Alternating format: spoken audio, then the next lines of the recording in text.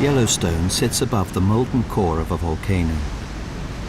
Underground water becomes superheated and erupts into the air. Strangely, geysers and hot springs can creep around the landscape. The curious shapes of Grotto Geyser are actually trees entombed and petrified by minerals dissolved in the water.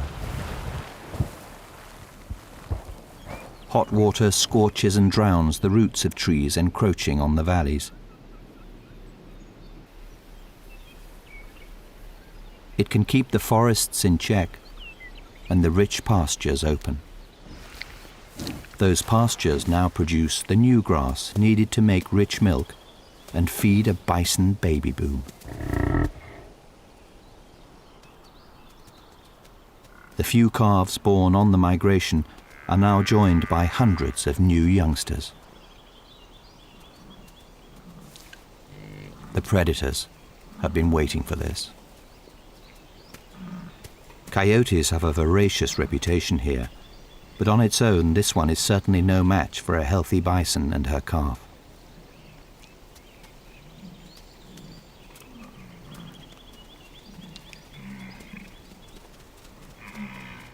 Pronghorn give birth to twins, each carefully cleaned to hide their smell from predators.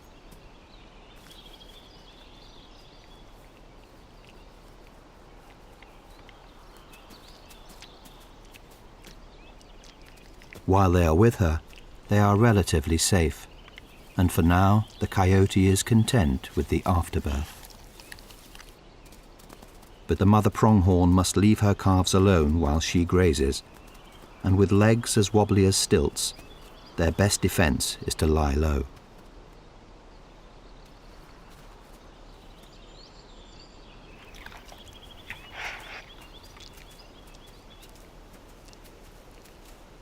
She has young of her own to worry about, a demanding litter of 9 whose arrival has been carefully timed to coincide with an abundance of food.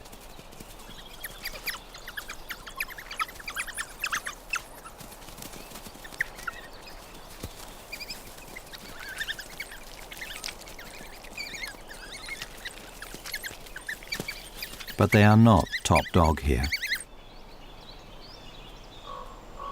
Yellowstone's top predator, the wolf, dominated during the winter, but is far less visible in summer.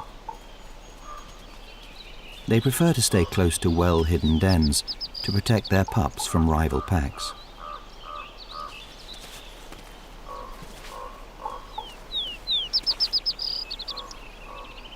This pack seem prepared to allow their young a brief foray to experience the world beyond their den.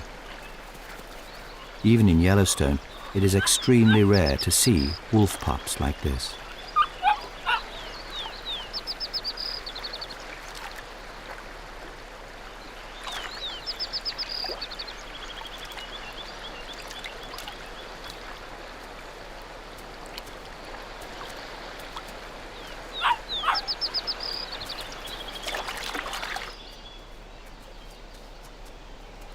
Before long, they are summoned back into the forest by the pack.